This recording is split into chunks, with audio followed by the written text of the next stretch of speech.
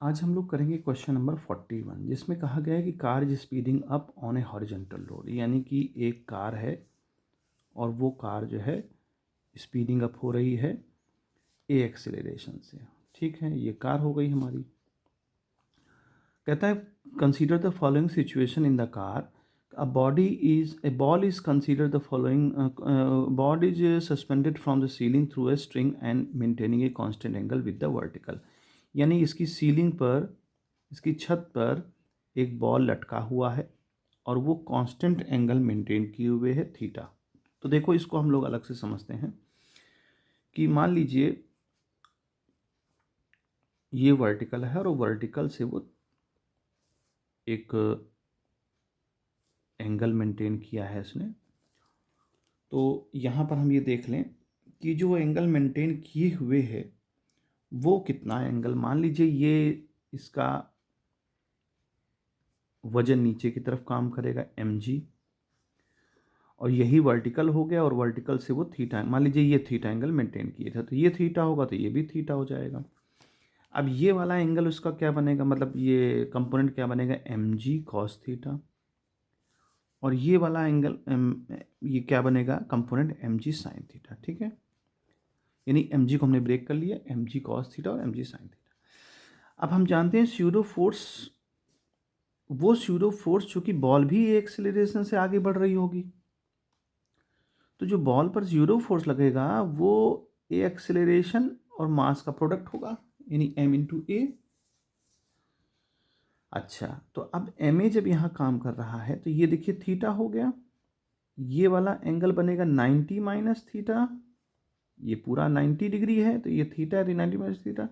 अगर इसकी बात करें हम लोग तो ये कितना बनेगा, चूंकि ये वाला और ये वाला 90 डिग्री पे है, ये पूरा जो है फ्रेम 90 डिग्री पे है, तो ये 90 माइनस थीटा हो जाएगा तो ये थीटा हो जाएगा, क्योंकि हमको 90 मेंटेन करना है तो ये अगर 90 माइनस थीटा होगा तो ये थीटा हो जाएगा। अब अगर ये थीटा है तो शूडो फोर्स को भी हम ब्रेक कर सकते हैं, एम ए कॉस थीटा, ये बन गया एम ए कॉस थीटा इसका, और यहाँ बन जाएगा हमें एम ए साइन थीटा इस डायरेक्शन में, एम ए साइन थीटा। यानी यहाँ पर दो फोर्स काम करेंगे, एम जी कॉस थीटा और एम ए साइन थीटा। अच्छा, अब देखिए ध्यान से, हमें एंगल पता करना है तो यहीं से हमको मालूम चल जाएगा कि ये M A cos theta M G sine theta के इक्वल है, तो M A cos theta must be equal to M G sine theta के। तो अगर हम इसको देखें तो ये टेन थीटा की वैल्यू क्या हो जाएगी, ए बाई जी, यानी कि थीटा की वैल्यू क्या हो जाएगी, टेन इनवर्स ए बाई जी। ये हमारा आंसर आ गया पहला।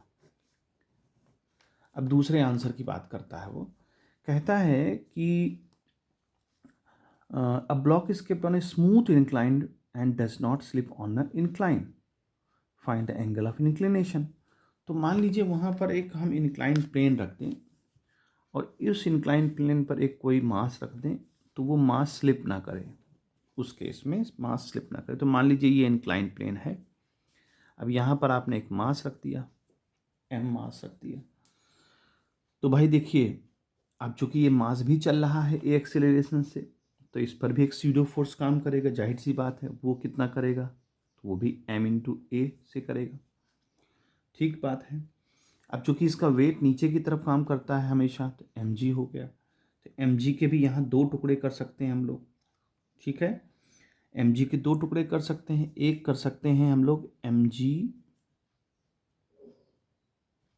साइन थीटा, यहाँ mg साइन थीटा कर लें, और ये बन जाएगा हमारा mg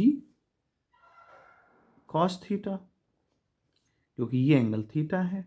अब जब ये एंगल थीटा है तो ये कितना हो जाएगा, 90 माइनस थीटा। तो अगर अभी यहाँ ध्यान दें तो ये और ये फ्रेम दोनों 90 डिग्री पर हैं, तो अगर ये 90 माइनस थीटा है तो ये थीटा हो जाएगा। अगर ये थीटा होता है तो एम ए का ये कंपोनेंट हमारा क्या बन जाएगा, एम ए कॉस थीटा, ठीक है। और इसी तरह से ये वाला कंपोनेंट इधर अगर आ जाएगा तो वो बन जाएगा एम ए साइन थीटा। तो उसकी हमें ज़रूरत ही नहीं है, हालांकि हमें यहीं तक देखना है। तो M A cos theta equal होगा एम जी साइन थीटा की। ये इसको जो है क्या कर रहा है, इक्वलाइज कर रहा है, तभी तो ये नहीं गिर रहा होगा नीचे, नहीं तो नहीं गिर जाता नीचे। ये ना गिरने का कारण क्या है इसका जो वेट है, वेट का जो कंपोनेंट है, इसका स्यूडो फोर्स के जो है कंपोनेंट, कॉस कंपोनेंट के इक्वल होना चाहिए। जब ये नहीं गिरेगा तो ये कंडीशन क्या होगी, जब M A cos theta must be equal to M G sine theta.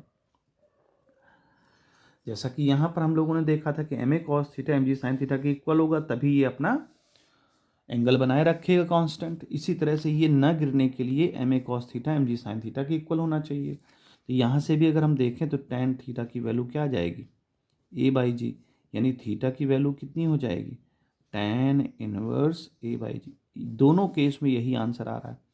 अब यहाँ मान लीजिए टेंशन की बात करता है कि टेंशन कितना होगा, तो ये जो टी है ना, इन दोनों के इक्वल कर देते, तो वहाँ टेंशन फोर्स भी आ सकता था। तो दोनों तरह से मतलब इसको एक और भी स्टेप हम आगे कर सकते थे अगर पूछा जाता क्वेश्चन में। तो इस तरह से इस क्वेश्चन को सॉल्व करेंगे।